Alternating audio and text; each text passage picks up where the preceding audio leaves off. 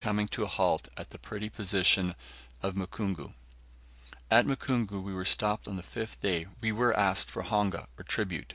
The cloth and beads upon which we subsisted during our lake voyages were mine, but the Doctor, being the elder of the two, more experienced, and the big man of the party, had the charge of satisfying all such demands. Many and many a time had I gone through the tedious and soul-wearying task of settling the honga, and I was quite curious to see how the great traveller would perform the work. The Mateko, a man inferior to a Mutware, of Mukungu asked for 2½ doti. This was the extent of the demand which he made known to us a little after dark. The Doctor asked if nothing had been brought to us. He was answered no, it was too late to get anything now; but if we paid the honga, the Mateko would be ready to give us something when we came back. Livingstone, upon hearing this, smiled, and the Mateko being then and there in front of him, he said to him, "Well, if you can't get us anything now, and intend to give us something when we return, then we had better keep the honga until then." The Mateko was rather taken aback at this, and demurred to any such proposition. Seeing that he was dissatisfied, we urged him to bring one little sheep, for our stomachs were nearly empty, having been waiting for more than half a day for it. The appeal was successful, for the old man hastened and brought us a lamb and a 3-gallon pot of sweet but strong zaga, or palm toddy, and in return the Doctor gave him 2½ doti of cloth. The lamb was killed, and our digestions being good, its flesh agreed with us; but alas for the effects of zaga, or palm toddy! Susi, the invaluable adjunct of Dr. Livingstone, and Bombay, the head man of my caravan, were the two charged with watching the canoe; but having imbibed too freely of this intoxicating toddy, they slept heavily, and in the morning the Doctor and I had to regret the loss of several valuable and indispensable things, among which may be mentioned the Doctor's 900 fathom sounding line, 500 rounds of pin rim, and central fire cartridges for my arms, and 90 musket bullets, also belonging to me. Besides these, which were indispensable in hostile Warundi, a large bag of flour and the Doctor's entire stock of white sugar were stolen. This was the third time that my reliance in Bombay's trustworthiness resulted in a great loss to me. For the 99th time I had to regret bitterly having placed such entire confidence in Speke's loud commendation of him. It was only the natural cowardice of ignorant thieves that prevented the savages from taking the boat and its entire contents, together with Bombay and Susi as slaves.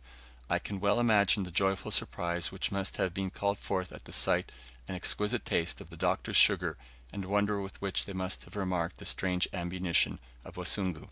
It is to be sincerely hoped that they did not hurt themselves with the explosive bullets and rim cartridges through any ignorance of the nature of the deadly contents, in which ease the box and its contents would prove a very Pandora's casket. Much grieved at our loss, we set off on the 6th day at the usual hour on our watery journey. We coasted close to the several low headlands formed by the rivers Kigwena, Kikuma, and Kisunwe, and when any bay promised to be interesting, steered the canoe according to its indentations. While travelling on the water, each day brought forth similar scenes.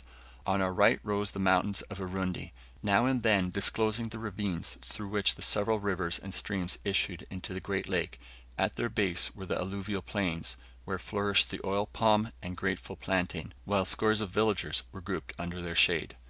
Now and then we passed long narrow strips of pebbly or sandy beach, whereupon markets were improvised for selling fish and the staple products of the respective communities.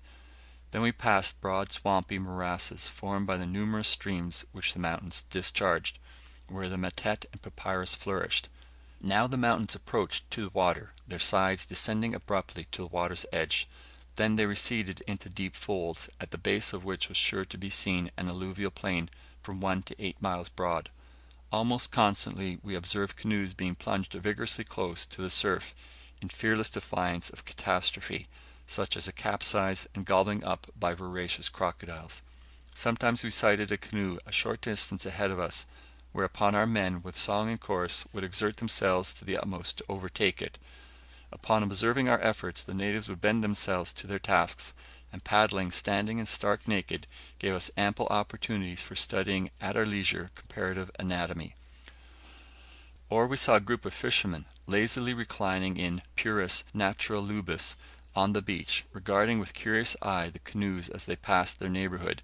Then we passed a flotilla of canoes, their owners sitting quietly in their huts, busily plying the rod and hook, or casting their nets; or a couple of men arranging their hook, or casting their nets; or a couple of men arranging their long drag nets close in shore for a haul; or children sporting fearlessly in the water with their mothers looking on approvingly from under the shade of a tree, from which I infer that there are not many crocodiles in the lake, except in the neighbourhood of the large rivers. CHAPTER 14.